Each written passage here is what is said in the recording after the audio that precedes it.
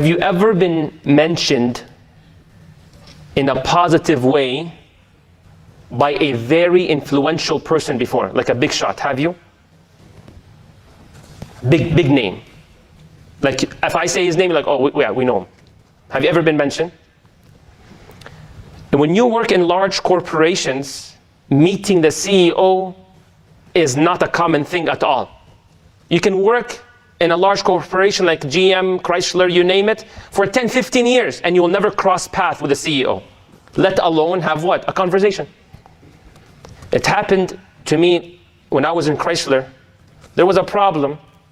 So myself and the team, we worked on it. And with the help of Allah, then the team, we were able to resolve it. The manager was so happy. He could not believe it. It was resolved. So he said, I want to nominate you, Majed and the team, to go present to the CEO of Mopar, who is the division of the parts and service of Chrysler. The CEO one time, not even the senior manager, not even the VP, no, the CEO himself. So we went there, and I was leading the project, and then he mentions me by name. Human being, I'm a human being. He knows me by name. It's pretty cool. You feel strong. You feel powerful. You have to be very strong not to boast about it the next day. I even said on the khutbah, it's just so powerful. He said, you know what? That was a great project. I'm very proud of you. CEO of Mopar. You felt loved. You feel confident. You feel strong. But no worries. It's not a big deal. The real deal is that how will we feel when Allah, the creator of the entire universe, the Allah, the one that everything says subhanallah, the mic says subhanallah, the podium, your clothes, your jacket, the mask you're wearing, the hat, the carpet, the Allah, everything in the world glorifies Him. If He mentions you in a positive way, how strong should you feel? How confident should you feel? How happy should you feel? Where did you get this from, brother? Allah said, فَاذْكُرُونِي أَذْكُرْكُمْ. Allah says, when you mention me, I will mention you. When you remember me, I will remember you. Allah will boast to the angels, look at my servant, my slave here in Detroit, and mention you by name. He came to pray Jumu'ah. Allah. Look at the sister who came to listen to this talk or read this page of the Quran or remind her friends about Allah. Allah mentions her by name. Yes. And without a doubt, that's where you feel strong, you feel happy, you feel loyal. Look what Allah subhanahu wa ta'ala said to the Prophet sallallahu alaihi wasallam about the dhikr of Allah. Listen to what he said. Fasbir, be patient. Muhammad sallallahu alaihi wasallam was being spoken bad about, yes? Rasul sallallahu alaihi wasallam was being mocked. They said, Majnoon, Sahir. They made fun that his son died. They made fun that his son died. Abdullah and Al-Qasim. Inna shani'aka huwal abtar. They made fun of him. That, oh, you have no boys that will carry your last name. So, Ya Allah, how can I survive? How can I keep my mind intact and not lose my conscience and lose my mind? He said, Fasbir, how? Ya Allah, how? وَسَبِّحْ بِحَمْدِ رَبِّكَ قَبْلَ طُلُوعِ الشَّمْسِ. Mention Allah, do dhikr before sunrise.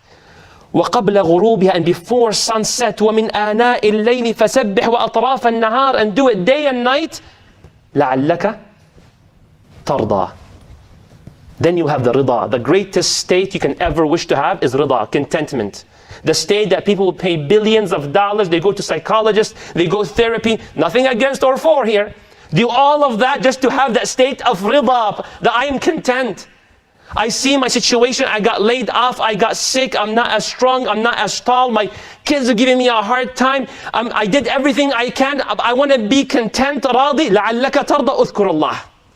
Dhikr Allah, always remember Allah, and you will لَعَلَّكَ تَرْضَى. Not just in the dunya, also you see it in akhirah.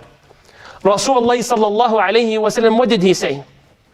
سَبْعَةٌ يُظِلُّهُمُ اللَّهُ يَوْمَ لَا ظِلَّ إِلَّا ظِلُّهُ. And I want to admit here, and I felt miserable. I felt miserable today. As I was reviewing my notes to prepare for the khutbah, I heard one of the mashayikh is saying, 7 people under the shade of Allah, when there's no shade except His shade. Why did I feel miserable? I was thinking, what does this hadith have to do with dhikr Allah? I know the hadith, I taught a whole series here about Yawm al-Qiyamah, but I forgot. What does this hadith have to do with dhikr Allah? It was the last category. It's the easiest category. You may not be Imamun Adil, a righteous Imam, which is one of the 7. You might not know brothers and sisters you love for the sake of Allah, which is one of 7. You may not have been asked by the opposite gender to commit a haram, which is the 3rd group, and you fear Allah, you will not approach the opposite gender for haram. Number 4, someone who gave a donation that the left hand does not know but the right hand, group number 4. You might not have been a religious young man or young woman, shabun. You missed that phase of your life. Now you became practicing at 50 and 60. You missed that shab, group number 5. You might not have been able to go to the masjid, or you're not attached to the masjid. Qalbun mu'allaqun bil masajid. May Allah make us of these hearts. Group number 6. But what's number 7? What's number 7? وَرَجُلٌ ذَكَرَ اللَّهَ خَالِيًا فَدَمَعَتْ عَيْنَاهُ. Group number 7 is someone who did the dhikr of Allah from here that caused him to cry. That's it. No money needed. No masjid needed. No you being an imam needed. You don't need no one in the world to be friends for the sake of Allah for. It's just dhikr of Allah in the traffic, in your car, in bed. Alhamdulillah. And he just cried. Yawm al-Qiyamah, the sun is 1 mile above their heads. People sweating up to their knees, their belly button. People drowning from their sweat because of their sins. And then you don't sweat. You go under Allah's shade. Thikr Allah. Look how far it took you. So أقول قولي هذا. I say whatever I have said. وأستغفر الله لي ولكم. May Allah forgive me and forgive us all. He is the most forgiving, Al-Ghafur Ar-Rahim.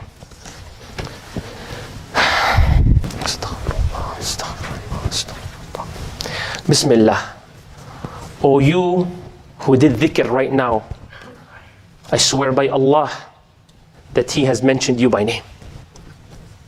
Had you been sincere, you did it right, wallah, Allah does not break His promise. He mentioned you by name, Ahmad wa Khalid wa Yusuf wa Sarah wa Khadija, whoever. May Allah make us remember that. Because when you remember that, you'll never stop. Istahwada alayhim ash-shaytan. Shaitan will do whatever it takes to make you forget dhikr Allah. Istahwada alayhim ash-shaytanu فأنساهم. Allah says, Surah Al-Mujadala, فأنساهم ذكر Allah. His goal is to make you forget the remembrance of Allah. So what happened? أولئك حزب الشيطان. Allah says this is the hizb of shaitan. ألا إن حزب الشيطان. The hizb of shaitan are the losers. May Allah make us of the winners. 2 things to know when you do dhikr of Allah. Rasulullah gives us 2 points here. So be sure to adopt them, inshallah. May Allah allow us to follow the sunnah of Muhammad.